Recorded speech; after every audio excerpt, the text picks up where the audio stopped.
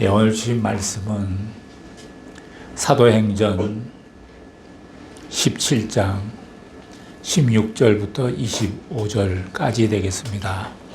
제가 먼저 16절을 읽겠습니다.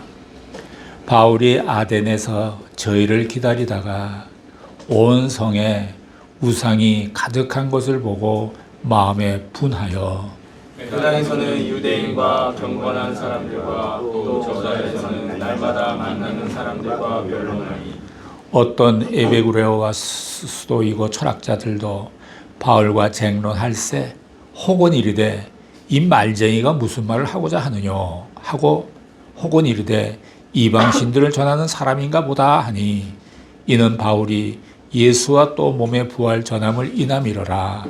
들어가지고 아레오바로하고 말하기를 우리가 너희 말하는 이 새 교가 무엇인지 알 수 있겠느냐. 내가 무슨 이상한 것을 우리 귀에 들려주니 그 무슨 뜻인지 알고자 하노라 하니 모든 아덴 사람과 거기서 나그네 된 외국인들이 가장 새로 되는 것을 말하고 듣는 이에 달린 시간을 쓰지 않음이더라. 바울이 아레오바고 가운데 서서 말하되 아덴 사람들아 너희를 보니 범사에 종교성이 많도다. 내가 돌아다니며 너희에 위하는 것을 보다가 알지 못하는 신에게라고 새긴 한도 보았으니 그런즉 너희가 알지 못하고 위하는 것을 내가 너희에게 알게 하리라. 우주와 그 가운데 있는 만유를 지으신 신께서는 천지의 주제시니 손으로 지은 전에 계시지 아니하시고 또 무엇이 부족한 것처럼 사람의 손으로 섬김을 받으시는 것이 아니니 이는 만민에게 생명과 호흡과 만물을 친히 주시는 자이시니라. 아멘. 여기에 나오는 아덴은 그리스도의 수도 아테네를 말합니다. 그 당시에는 로마의 지배 아래 있었습니다. 이 고대 아테네는 최초의 민주주의 국가이자 철학의 도시고 유럽 국가들의 문명의 요람이 된 본거지로 이해할 수 있습니다. 사도 바울은 유럽 지역에서 빌립보, 데살로니가, 베레아를 거쳐서 이제는 그리스의 문화와 예술과 철학의 본거지라고 할 수 있는 아덴이라는 도시까지 왔습니다. 어떻게 사도 바울이 아덴까지 오게 되었습니까? 사실 성령께서 아시아의 전도를 막으시고 마게도냐 쪽으로, 즉 그리스 북쪽으로 방향을 틀게 하신 것은 바로 이 아덴 때문이라고 할 수 있습니다. 사도행전의 역사를 단계적으로 살펴보면 세 단계로 나누어 볼 수가 있습니다. 첫 번째 단계는 예루살렘에서 성령의 역사로 복음의 역사가 시작되었다는 것입니다. 하나님께서는 이때 베드로 사도를 온 유대와 사마리아 땅을 다니며 전도하게 하셨습니다. 두 번째 단계는 안디옥을 중심으로 해서 성령의 역사가 소아시아로 확장되는 과정입니다. 안디옥이라 함은 예루살렘에서 북쪽으로 약 한 480km 정도 위에 있는 지역입니다. 이때 예루살렘 교회에 핍박을 받기 시작을 했습니다. 핍박이 오면 사람들은 사방으로 흩어지기 마련입니다. 피신하게 됩니다. 그들은 피난처에서 복음을 계속해서 전했습니다. 세 번째 단계는 하나님께서 소아시아의 전도를 막으시고 유럽 쪽으로 가게 하셨습니다. 이 모든 흐름은 바울 자신도 이해할 수 없었던 것입니다. 그러나 그 일은 결국 당시 세계의 중심인 그리스와 로마로 복음의 역사가 이어지게 하시려는 하나님의 계획 가운데 일어난 일이었습니다. 그래서 오늘 본문에 나왔듯이 하나님이 바울로 하여금 그리스의 아덴 땅을 밟게 했습니다. 이 발걸음 후일 로마까지 이어지게 됩니다. 이것이 하나님의 계획이요 하나님의 섭리였습니다. 이 아덴이란 것은 인류 역사상 매우 유명한 철학자들을 배출한 것입니다. 소크라테스나 플라톤이나 아리스토텔레스, 그들의 고향이 바로 여기입니다. 하나님은 이처럼 철학을 비롯해서 문화와 예술이 발달된 이 최정상의 자리를 차지하고 있는 도시로 사도 바울을 보내신 것입니다. 오늘의 본문 16절과 17절을 한번 보시겠습니다. 시작. 바울이 아덴에서 저희를 기다리다가 온 성에 우상이 가득한 것을 보고 마음에 분하여 회당에서는 유대인과 경건한 사람들과 또 저자에서는 날마다 많은 사람들과 변론하니.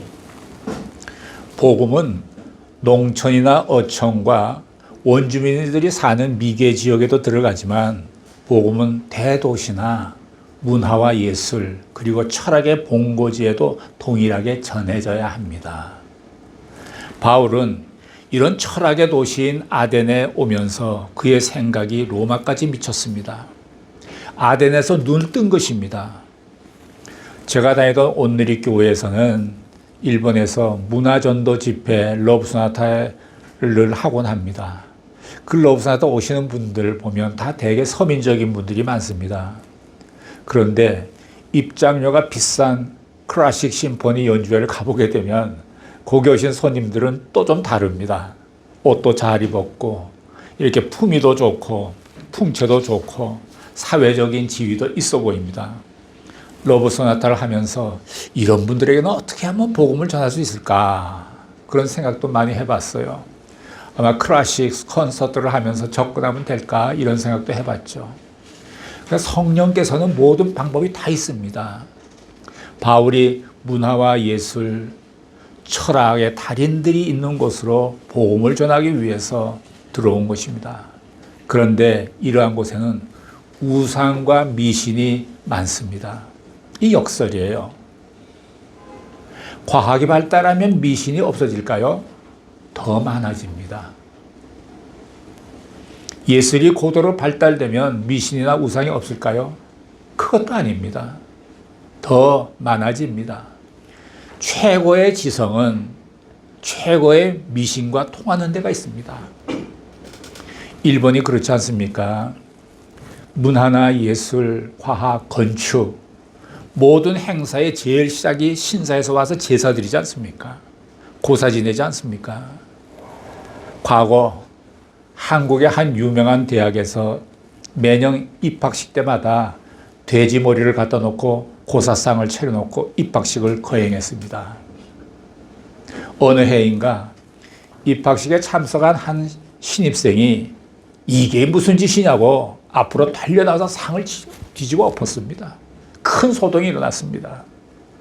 그 후부터 입학식 때 돼지머리 상을 차리고 고사하는 일이 없었다고 합니다. 없어졌다고 해요. 이 신입생은 사도 바울 같은 사람이라고 여겨집니다. 일본에서도 각 마을마다 그 해계 망측한 전통 축제를 하지 않습니까? 맞쓰리를. 그 아이들이 그걸 보면서 너무 무서워서 막 울더라고요. 도망다니면서 울어요. 너무나 비상식적이고 미신에 찌들려 있는 모습을 보면 안타깝습니다. 이런 모습들을 보면 일본은 첨단 과학이 지배하고 있는 사회가 아니라 미신과 우상이 동시에 지배하고 있는 사회라는 것을 피부로 느낄 수가 있습니다. 아덴이 바로 그런 곳이었습니다. 사도 바울은 아덴으로 와서 그의 동료를 기다리고 있었습니다. 베레아에서 실라와 디모데가 오기를 기다리고 있었죠. 그는 기다리면서 아덴의 이것저것을 좀 돌아본 듯 합니다. 아주 기막힌 광경을 보게 되었는데 온 성에 우상이 가득한 것이었습니다. 아덴은 발달된 학문과 철학과 예술이 있었지만 그것과 못지않게 우상과 미신이 뿌리내린 세계였습니다. 우상이나 미신은 미개한 자들의 전유물이 아니라 타락한 모든 인류의 전유물임을 기억해야 합니다. 무식한 사람 무식하게 표현하고 지성인은 유식하게 표현하는 차이가 있을 뿐입니다. 물질과 권력, 그리고 과학과 문화, 예술과 철학 등이 고도로 농축되고 발전된 곳일수록 하나님을 멀리하는 경향이 있습니다. 미신과 우상을 더 많이 섬기는 것을 볼 수 있습니다. 바울이 아덴에서 이런 모습을 본 것입니다. 바울의 첫 번째 반응은 분노를 냈다 그랬습니다. 분노를 느꼈습니다. 문화적인 가치나 예술적인 가치나 건축물에 대한 아름다움을 느끼기는커녕 굉장한 분노가 일어났다는 것입니다. 거룩한 분노지요. 두 번째 반응은 복음을 선포하는 것이었습니다. 두 곳에서 선포했습니다. 한 곳은 유대인의 회당입니다. 아마 그것은 유대인들과 좀 경건한 지성인들을 상대로 복음을 토론한 것 같습니다. 또 한 곳은 사람들이 아무렇게나 다니는 시장거리, 저작거리라고 그러죠. 시장입니다. 그는 그곳에서 만난 상인들이나 대중들에게 복음을 변증했습니다. 논리적으로 설명한 것 같아요. 18절을 보십시오. 18절 시작. 어떤 레위 그리고와 스도인도 철학자들도 바울과 tranh 논하였을 혹은 이르되 이 말쟁이가 무슨 말을 하고자 하느냐 하고 혹은 이르되 이방 신들을 전하는 사람인가 보다 하니 이는 바울이 예수와 또 몸의 부활 전함을 이민하니라. 무신론적인 사상과 범신론적인 사상을 가진 자들이 바울의 변론에서 아주 비상한 관심을 가졌습니다. 보통 인생의 최고의 목적은 쾌락과 행복을 추구하는 것으로 보는 이들은 바울에게서 새로운 신관, 인생관, 역사관이 담겨 있음을 보았습니다. 그들에게는 매우 새로운 것이고 또한 가만히 들어보니 바울이 이상한 이론을 전개하는데 그들 생각에는 이단 같기도 하고 이방신을 전하는 것 같기도 하고 그래서 그들은 호기심이 발동되었습니다.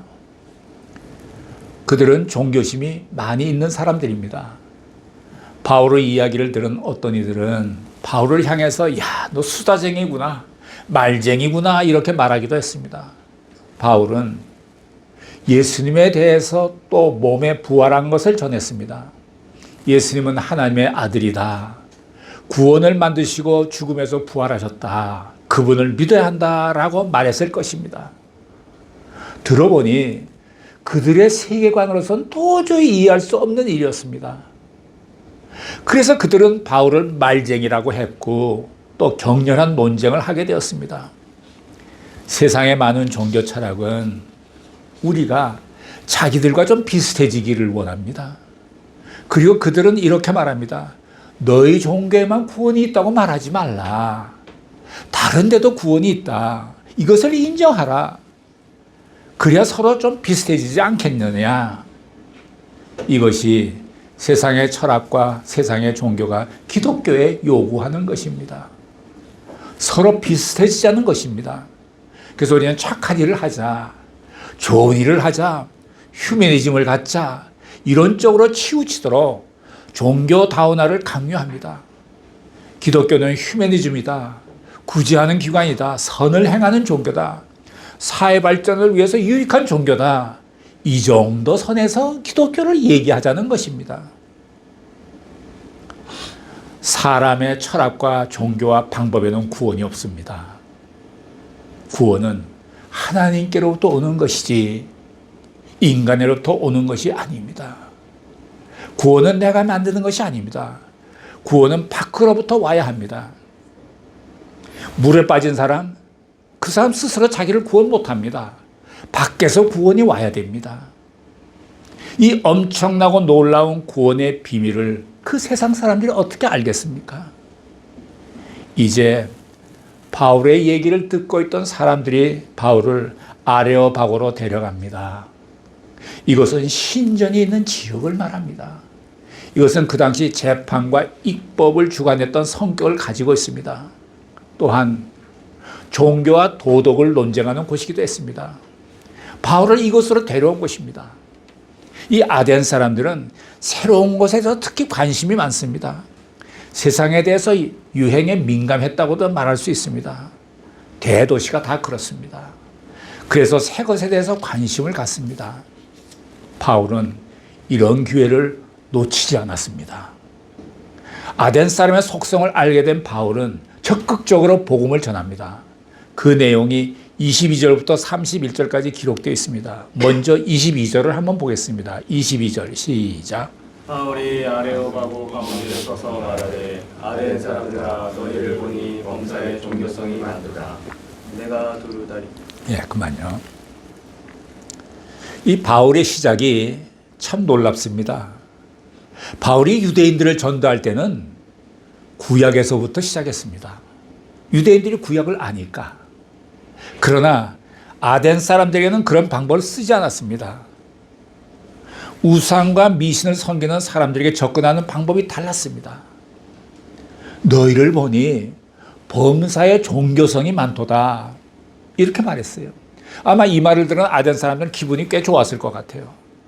물질적인 인간이라고 얘기 안 하고 정신적이어 영적인 사람으로 봐주니까 기분이 얼마나 좋았겠습니까? 레벨을 좀 높게 봐준 것이 아닙니까?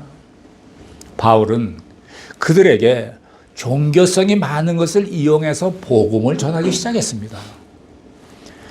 여기서 전도 방법을 하나 배우게 됩니다. 그것은 내 관심을 먼저 주장하면 안 됩니다. 그 사람이 뭘 원하는지, 무엇에 관심 있는지에 대해서 얘기하면, 그 사람의 전공 분야에 대해서 얘기하면 그 사람은 마음의 문을 쉽게 열게 됩니다. 지금 바울은 종교성이 많다는 아덴 사람들의 특징을 알아내고 그것으로 시작해서 계속 이야기를 끌어나갑니다. 23절을 보시기 바랍니다. 23절 시작. 내가 들고 다니며 너희를 위하는 것을 보다가 알지 못하는 신에게라도 대의한다고 보았으니 그런즉 너희가 알지 못하고 위하는 것을 내가 너희에게 알게 하리라. 이 사람들이 얼마나 종교성이 많았으면 아예 이름을 알지 못하는 신도 있었어요. 이름을 알지 못하는 신을 섬기겠습니까? 그런데 바울은 바로 너희가 알지 못하는 신을 오늘 내가 너희들에게 가르쳐 주겠다. 이렇게 말하면서 본격적으로 하나님에 대해서 말하기 시작합니다. 24절을 보십시오. 시작. 우주와 그 가운데 있는 만유를 지으신 신께서는 천지의 주제시니 손으로 지은 전에 계시지 아니하시고. 사도 바울은 그들에게 맨 먼저 신관부터 제시해 주어야 할 필요를 느꼈습니다. 유대인들은 신관이 있는 사람들입니다. 신관은 인생관이나 역사관 또한 세계관 등과 아주 밀접한 관계가 있습니다. 바른 하나님의 개념이 없이는 참된 행복의 가치를 알 수 없습니다. 그래서 하나님에 대한 생각은 관념적인 것 같지만 아주 실제적인 것에 영향을 미치는 것입니다. 바울은 하나님을 소개합니다. 하나님을 소개합니다. 그분은 우주 만물을 창조하신 분이시다. 여기서부터 신앙 고백이 시작되는 것입니다. 하나님이 인정하지 않으면 인간의 존재를 해석할 수가 없습니다. 하나님을 인정하지 않으면 인간의 존재를 규명할 수가 없습니다. 하나님이 없는 인간의 현실은 허무주의로 갑니다. 자살을 하거나 쾌락을 추구하기도 합니다. 그것이 하나님이 없는 인간의 현실입니다. 소크라테스가 말했죠. 내 자신을 알라라고 하지 않았습니까? 이렇게 깊이 들어가면 인간의 허물을 보게 됩니다. 내 자신을 알고 하나님을 바라보아라 이렇게 이야기해야 됩니다. 얼마나 많은 사람들이 하나님을 인정하지 않으려고 애쓰는지 모릅니다. 그것은 마치 부모를 인정하지 않으려는 것과 다를 바가 없는 모습입니다. 인간이 하나님을 부인한다고 해서 하나님이 없어지는 것이 아닙니다. 하나님을 부정하면 나를 해석할 수가 없어요. 하나님을 부정하면 하나님이 우리에게 주시는 복이 없어질 뿐입니다. 그리고 하나님은 천지의 주제이시다. 만물을 주관하시고 섭리하시고 통치하시는 분이라는 것입니다. 어떤 이는 하나님의 존재를 인정하긴 하는데 믿지는 않는다고 합니다. 어불성설입니다. 하나님의 존재를 제대로 알지 못하기 때문입니다. 어떤 사람은 인간의 결핍 때문에 하나님을 찾는다고 말합니다. 부정은 하지 않지만 하나님을 사랑하게 돼서 하나님을 찾는다고 얼마나 아름답습니까? 그리고 하나님은 손으로 지은 곳에 계시지 않는다는 것입니다. 다음은 24절, 25절을 한번 보시겠습니다. 24절, 25절 시작. 우주와 그 가운데 있는 만유를 지으신 신께서는 천지의 주제시니 손으로 지은 신에 계시지 아니하시고 또 무엇이 부족한 것처럼 사람의 손으로 섬김을 받으시는 것이 아니니 이는 만민에게 생명과 호흡과 만물을 친히 주시는 자이시니라. 이것은 우상과 아주 대조되는 특징입니다. 우상은 사람이 만들었습니다. 사람들은 자기가 만들어 그걸 신이라고 말하는 거예요. 또 예술품이라고도 말해요. 우리 주위에 그런 사람이 많습니다. 인간의 손으로 그려놓은 부족을 하나님같이 의지합니다. 제가 고3 때에 저하고 굉장히 친한 친구가 대학 입시를 보러 가는데 그 친구의 엄마가 아침에 집을 나오는데 부적을 하나 그 친구의 배에다가 쑥 넣어줬어요. 아마 그 합격을 기원하는 부적 아니겠습니까? 근데 시험을 끝나고 나서 보니까 그 부적이 그 등 뒤로 가 있더래요. 그래서 자기가 떨어졌다는 거예요. 얼마나 황당합니까? 황당합니까? 아니 실력이 모자라서 떨어진 거지 부적 탓을 하더라고요. 이런 것이 하나님이 없는 인간의 모습이다라고 생각되어져요. 그리고 하나님은 무엇이 부족하기 때문에 사람의 손으로 섬김을 받는 분이 아니시다라고 소개합니다. 어떤 분은 자신이 나서서 하나님을 도우려고 합니다. 이것은 좀 오만한 생각입니다. 우리가 교회를 다녀주는 것이 하나님을 도와주는 일입니까? 절대 아닙니다. 그리고 마지막으로 하나님은 모든 인류에게 생명과 호흡을 주시는 분이시고 인간에 필요한 모든 것을 친히 공급해 주시는 분이라고 소개합니다. 아덴 사람들에게 바울이 소개한 하나님이 아주 새롭고 신비한 것이었습니다. 여러분은 하나님을 어떻게 생각하고 계십니까? 그분은 우리 모두가 구원받고 이 세상에서 승리하는 삶을 살기를 원하십니다. 그리고 우리를 변함없이 통치하시고 역사하십니다. 그러한 하나님을 오늘도 내일도 경험하면서 사시는 우리 모두가 되기를 예수님의 이름으로 축원합니다. 기도하시겠습니다. 사랑하시는 하나님 아버지, 주님의 이름을 찬양합니다. 천지 만물을 창조하시고 다스리시는 전지전능의 하나님을 매일 경험하며 살아가는 우리 모두가 되게 하여 주옵소서. 예수님의 이름으로 기도드렸습니다. 아멘.